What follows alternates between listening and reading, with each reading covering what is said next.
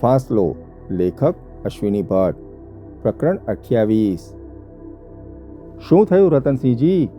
સૈનિક સ્કૂલના principal major સોંધીએ પૂછ્યું.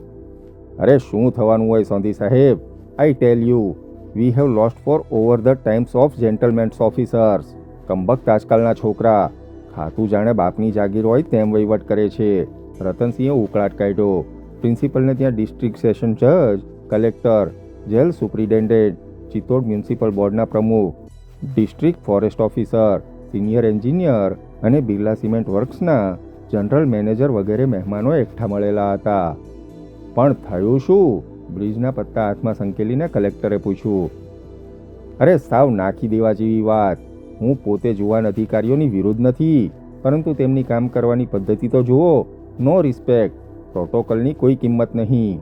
આઈ ટેલ યુ કલેક્ટર સાહેબ, આપણા દેશનું અધપતન થઈ રહ્યું છે. રતનસિંહજી બોલ્યા. બધા મહેમાનો કઈ સ્તબ્ધતાથી શું થયું છે તે સમજવાનો પ્રયત્ન કરી રહ્યા હતા. ચિત્તોડના નાનકડા સમાજના એ અગ્રણીઓ હતા. વાર તહેવારે એ લોકો એકઠા થતા. ચિત્તોડ ડિસ્ટ્રિક્ટની બધી જ પ્રવૃત્તિઓ અને પ્રસંગો વખતે આ લોકો હાર પહેરતા. આ મહાનુભાવ અફસરો અને બ્રિટિશ જમાનાથી ચાલતી આવતી રસમ પ્રમાણે રહેતી તેમની દેશી મેમસાબોનો આ નાનકડો મેળો હર હંમેશ જામેલો રહેતો. રાજાશાહી ગયા પછી બ્રિટિશરો આવ્યા અને ગયા, પરંતુ આ અફસરી મેળો તો તદ્દન એવો ને એવો જ અકબંધ રહ્યો છે. તેમની જાગીરી પણ તેવી જ અકબંધ અને અબાધિત રહી છે. ઓહ ગોડ, પણ થયું છે શું? કલેક્ટર સાહેબે કંઈ અકળામણથી પૂછ્યું. અરે ભાઈ, કોઈ એમ્બેસેડર કાર ચિત્તોડ તરફ આવી રહી છે, તેના પર નજર રાખવાનો હુકમ છે. એ વાત અગત્યની નથી, પણ હું સુપ્રિન્ટેન્ડન્ટ છું, ચિત્તોડનો વરિષ્ઠ પોલીસ અધિકારી, અને છતાં મારા જ કમાન્ડ એરિયામાં મારી એક ફાલતુ CID ઇન્સ્પેક્ટરની સૂચના પ્રમાણે વર્તવાનું. ડેમ ઇટ, આ પ્રોટોકોલ છે, શિસ્ત છે. ક્યારેક તો મને થાય છે કે દેશમાં હજુ બીજા 200 વર્ષ બ્રિટિશરોની જરૂરત હતી. કમસે કમ દરજ્જાની હેસિયત અને વિવેક તો લોકો શીખ્યા હોત. પણ એ ગાડીની અગત્ય શું છે? સેશન જજે પ્રશ્ન કર્યો. એ જ તો સવાલ છે ને. મોરારકા સાહેબની ગાડીમાં કંઈક ક્લુ મળવાનો છે. બેંક ઓફ મેવાડના લૂંટ કેસમાં કંઈક બ્રેક મળશે. મારે કેવી રીતે આ લોકોને સમજાવવું કે આજે 3 અઠવાડિયા થયા, સાલી એક વાત પકડાઈ નથી. વેલ, એનીવે, મારે તો ગયા વગર છૂટકો નથી. મારે મારી ફરજ બજાવવાની છે. I always respect the seniors. આપ બધા બેસો, કહીને હાલાત ઊભા થયા. ત્યાં એકઠી થયેલી મંડળીની મેમસાબો પણ બ્રિજ પૂરી થાય અથવા તો આ મેળાવડો કોઈ રીતે પૂરો થાય તેની રાહ જોતી હતી. એટલે રતનસિંહની પત્નીની સાથે બીજા અફસરોની પત્નીઓ પણ ઊભી થઈ અને બધાએ પ્રિન્સિપાલનો આભાર માનીને જવાનું સ્વીકાર્યું. આપને થાણા પર જ સીધા જવું હોય તો હું મિસિસ હાલાતને ઘેર ઉતારી દઈશ, કલેક્ટરે વિવેક કર્યો. પણ રતનસિંહને વેપન લેવા ઘેર જવું જ પડે તેમ હતું, એટલે તેમણે આભાર માનીને કલેક્ટર સાહેબને જવાનું કહ્યું. જજ સાહેબ અને ફોરેસ્ટ ઓફિસર બંનેને ઉતારવાનું રતનસિંહે જ માથે લીધું અને મંડળી વિખરાઈ. ફોરેસ્ટ ઓફિસર PM શુક્લાને હજુ મકાન મળ્યું ન હતું, એટલે એ સર્કિટ હાઉસમાં જ રહેતા હતા. શુક્લા સાહેબ, આપને ઉતાવળ ન હોય તો જજ સાહેબને ઉતારીને મારે ઘેર જઈએ, પછી આપને ઉતારી દઈશ, રતનસિંહે કહ્યું. ફોરેસ્ટ ઓફિસર PM શુક્લા અફસરોની આ સાંપ્રત ક્લબનો સૌથી જવાન સભ્ય હતો. દૂરની ફોરેસ્ટ કોલેજમાં તે પ્રથમ નંબરે આવ્યો હતો અને તદ્દન જુવાન વયે તેને ચિત્તોડના ફોરેસ્ટ ઓફિસર તરીકે પોસ્ટિંગ મળ્યું હતું. તેને માટે અફસરોની આ દુનિયા હજુ નવે નવી હતી. એટલું જ નહીં, પણ બેંક ઓફ મેવાડની વાતમાં તેને જુવાન કિશોરો જેટલો રસ હતો. અરે સાહેબ, આપ મારી ફિકર ન કરો. આમે મારો સમય પસાર થવો મુશ્કેલ જ હોય છે. આપને જરૂર હોય તો આખી રાત કંપની આપું, શુક્લાએ કહ્યું. સેશન જજને અને તેમની પત્નીને ઉતારીને રતનસિંહ હાલાત અને તેમની પત્ની તથા ફોરેસ્ટ ઓફિસર શુક્લા સુપ્રિન્ટેન્ડન્ટને ઘેર આવ્યા. ત્યાં મેસેજ આવ્યો હતો કે ગાડી નંબર 7075 ભટવારા નજીક છે અને મેનારની ચોકડી પાસે કપાસન રોડ પર ફરતી પેટ્રોલ કાર પણ પહોંચી છે. રતનસિંહને સમજાતું ન હતું કે એક ગાડી માટે આટલી બધી દોડધામ શા માટે આદરવામાં આવી હશે. ગમે તેમ, પણ હોટ કાર જો ભટવારા નજીક હોય તો ચિત્તોડ આવતા તેને લગભગ 1.25 કલાક થયા વગર રહેવાનો ન હતો. આપણે કંઈ પીએ મિસ્ટર શુક્લા, કહીને હાલાતે ઓર્ડરલીને ફ્રીજમાંથી રમની બોટલ કાઢવાની સૂચના આપી. જમ્યા પછી મને નહીં ફાવે, શુક્લાએ અદબથી પીણાનો અસ્વીકાર કર્યો. આપણે જતી વખતે એક પાન ખાતા જઈશું, શુક્લાએ ઉમેર્યું. તેમ છતાં હાલાત સાહેબે આગ્રહ કરીને શુક્લા માટે ફ્રૂટ જ્યુસ બનાવડાવ્યો. દરમિયાનમાં બંને વચ્ચે પોલીસ ખાતા વિશે વાતચીત થતી રહી. મને મારી કેરિયરમાં 3 વખત ગેલન્ટ્રી એવોર્ડ મળ્યા છે. રાષ્ટ્રપતિ પદક પણ મને મળ્યો છે. પણ અમારા ખાતાનું આ જ દુઃખ છે. સારું કામ કરો કે બસ તમારા પગ હેઠળથી શેતરંજી ખેંચવા લોકો તૈયાર જ. આજનો જ દાખલો જુઓ ને. મોરારકા સાહેબ મને કહી શક્યા હોત કે ગાડી શા માટે અગત્યની છે, પણ તેમણે કોઈ કારણસર નહીં કહ્યું હોય, શુક્લાએ દલીલ કરી. આપને અનુભવ નથી મારા સાહેબ. એ ગાડી જો અગત્યની હશે તો ક્રેડિટ આઈજીપી સાહેબ લેશે, અને તેનાથી કંઈ વળશે નહીં તો તેની જવાબદારી બીજાની બનશે. બાકી બેંક કહેશે તેમની ઊંઘ ખરાબ કરી નાખી છે. ભાઈ, ડિગ્રીઓ લીધાથી કે આઈપીએસ થવાથી ગુનેગારો પકડાઈ જતા નથી. તેને માટે અનુભવ જોઈએ. લૂંટ કેસનું ઇન્વેસ્ટિગેશન જ તદ્દન ખોટા પાયા પરથી શરૂ થયું છે. તમે માનશો, આ ચિત્તોડમાં છેલ્લા 2-2.5 વર્ષથી હું ચાર્જમાં છું. આખા ડિસ્ટ્રિક્ટમાં ચમરબંધીઓની હવા બંધ થઈ ગઈ છે. ક્રાઇમ રેટ અડધો થઈ ગયો છે. અરે, ગઈ સાલની વાત કરું, અહીં ભટવારા અને ચિત્તોડ વચ્ચે ટ્રકો લૂંટાઈ હતી.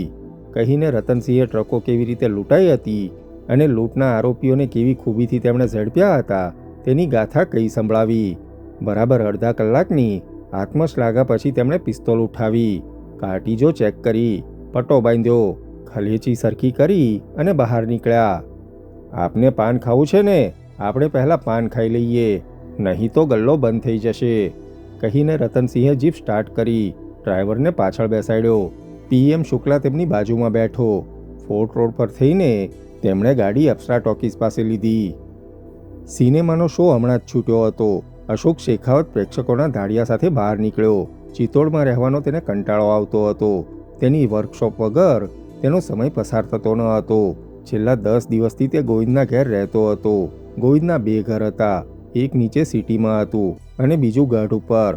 ગઢ પરનું મકાન ખૂબ જૂનું હતું, છતાં ગોવિંદ જ્યારે આવતો ત્યારે મોટે ભાગે ત્યાં રહેતો. ફોર્ટ રોડના નાકા પર ગોવિંદના બાપુજીએ એક નાનકડું મકાન બનાવ્યું હતું. ગોવિંદના બાપા સુરજલાલ ભંડારી દાક્તર હતા. જૂના વખતના LPC&S. અલબત્ત ગોવિંદને નાનો મૂકીને તે દેવલોક પામ્યા હતા. ગોવિંદની માએ ખાસો ટસરડો વેઠ્યો હતો. ચિત્તોડી મગરીથી દક્ષિણમાં તેમની થોડીક જમીન હતી. તેની થોડી ઉપજ આવતી. ગોવિંદની મા પ્રાઇમરી સ્કૂલમાં શિક્ષિકા હતા. તેમનો પગાર અને ખેતરમાંથી આવતું ધાન એ બેના મેળથી તેમનો સંસાર નિભ્યો હતો. ગોવિંદની નાની બહેન સુનીતા હાયર સેકન્ડરીમાં અભ્યાસ કરતી હતી. આ વર્ષે તેણે હાયર સેકન્ડરી સર્ટિફિકેટની પરીક્ષા આપી હતી. આ વેકેશન પછી ગોવિંદ તેને ઉદયપુર લઈ જવાનો હતો. છેલ્લા 10 દિવસથી ગોવિંદ અને અશોક સાથે હતા. બંને જણ ગઢ પરના મકાનમાં જ મોટે ભાગે રહેતા. દિવસમાં 2 વખત નીચે આવતા. ગોવિંદની મા અને બહેન સાથે કલાકો ગાળતા. ક્યારેક નીચે સિટીમાં જ રોકાઈ જતા. પણ ગોવિંદને ગઢ પર રહેવાનું ગમતું. અલબત્ત ઉપર પાણીની ખાસી તકલીફ પડતી.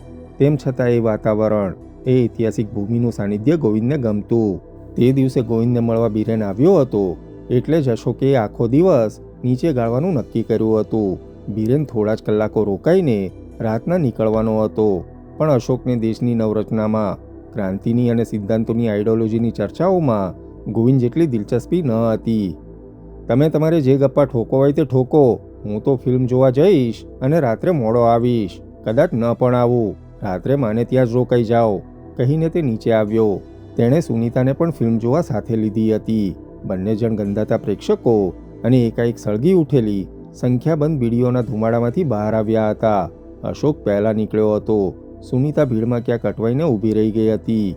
થિયેટરના પટાંગણમાંથી તે બંને બહાર આવ્યા. તું 1 મિનિટ ઊભી રહે સુનીતા, હું સિગરેટ લઈ લઉં. અશોકભાઈ, તમે લોકો સિગરેટો બહુ પીવો છો. તમારે લીધે ગોવિંદભાઈ પણ બીડીઓ પીતા થઈ ગયા છે. માં કેટલો કકળાટ કરે છે. મારે લીધે તારો ભાઈ બીડીઓ પીએ છે કે એને લીધે અમે પીએ છીએ? જાઓ જાઓ હવે, તમે ભાઈને બગાડ્યો છે, સુનીતા બોલી. બંને જણ પાનના ગલ્લા નજીક આવ્યા. ત્યાં એકાએક કોઈએ બૂમ પાડી. અરે લિયો! અશોકે આજુબાજુ જોયું. એ જાડિયા, આ બાજુ! બીજી વાર કોઈએ બૂમ પાડી અને એકાએક અશોકની નજર સામે ઊભેલી પોલીસ જીપ તરફ ગઈ. તેના જીગરમાં સહેજ થડકારો થયો અને પછી તે હસ્યો. My God પદિયા! તે બોલી ઉઠ્યો. Forest officer PM Shukla jeep આગળથી દોડીને તેની પાસે આવ્યો. અલ્યા, તું અહીં ક્યાંથી? હું અહીં જ છું. એફઓ ચિત્તોડ. એફઓ ચિત્તોડ? અશોકે આશ્ચર્ય ઠાલવ્યું. ફોરેસ્ટ ઓફિસર કહીને શુક્લા તેને ભેટ્યો. તે અલ્યા તમારી નોકરી પોલીસ ખાતામાં ગણાય છે? અશોકે પૂછ્યું. નહીં યાર, આ તો આપણા મિત્ર છે, આવો ઓળખાણ કરાવું. અરે આલાદ સાહેબ, શુક્લાએ બૂમ પાડી. બોનેટની બીજી તરફ ઊભેલા રતનસિંહ આ તરફ આવ્યા. સાહેબ, આ છે મારો દોસ્ત લિયો ઉર્ફે શેખાવત, અશોક શેખાવત, શુક્લાએ ગૌરવથી કહ્યું. જીનિયસ છે સાહેબ, ગમે તે મશીન આપો ને, anything from plane to piano. શેખાવતે હાથ લંબાવ્યો. બંનેએ ઔપચારિક વાતચીત કરી. અશોકે સુનીતાની ઓળખાણ આપી. અચ્છા અચ્છા, તો તું ગોવિંદને ત્યાં જ છું, મને એડ્રેસ આપને. અરે યાર, હું તો બોર થઈ ગયો છું. વેલ, સારું છે કે અમારા આલાદ સાહેબ અને બીજા સાહેબો સાથે ગરોબો થઈ ગયો છે. આપણે જંગલ ખાતાની લાઈન લેતા તો લઈ નાખી, પણ હવે પસ્તાવ છું. તારી સાથે જ રહ્યો હોત તો જામી જાત. શુક્લા બોલતો હતો ત્યાં જ વાયરલેસ પોલીસ જીપમાંથી એક કોન્સ્ટેબલ દોડતો આવ્યો અને સલામ કરીને ઊભો રહ્યો. સાહેબ, આપને માટે મેસેજ છે, તે બોલ્યો. કોણ છે? ઇન્સ્પેક્ટર નાગર, તેણે જવાબ આપ્યો અને એક્સક્યુઝ મી કહીને અંગ્રેજ અદાથી આલાદ સાહેબ વાયરલેસ જીપ પાસે પહોંચ્યા. બહુ મજાના માણસ છે, સિસોદના રાજપૂત છે. આજે પણ બિચારાને આખી રાત ઉજાગરો છે. શુક્લાની જીભ અશોકને જોઈને ખુલી ગઈ હતી. તેને સાંપ્રત અફસરો સાથે રહેવું ગમતું ખરું, પણ મોકળાશ લાગતી નહીં. ઉદયપુરથી કોઈ ગાડીનો પીછો થઈ રહ્યો છે. એમ લાગે છે કે બેંક ઓફ મેવાડની સાથે એ ગાડી સંકળાયેલી હોય. ભાઈ, એક મીઠું પાન બનાવજો ને.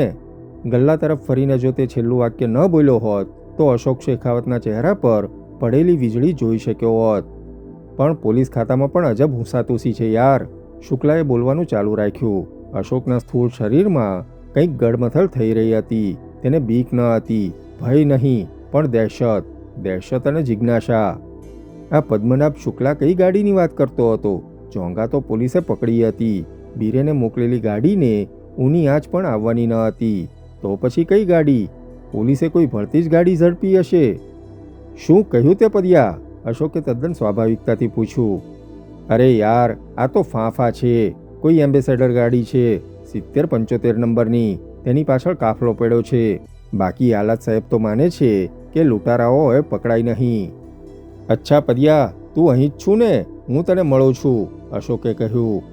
આવને સર્કિટ હાઉસમાં, શુક્લાએ કહ્યું અને હાથ મિલાવ્યો. બંને મિત્રો છૂટા પડ્યા. અશોક થોડીવાર પોલીસ જીપ પાસે ઊભો રહ્યો. 7075 એ નંબર તેને પરિચિત લાગતો હતો. એ ગાડી ઉદયપુરથી ચિત્તોડ આવી રહી હતી. રતનસિંહ આલાતે જીપમાંથી ડોકું બહાર કાઢ્યું અને અશોક તરફ જોયું.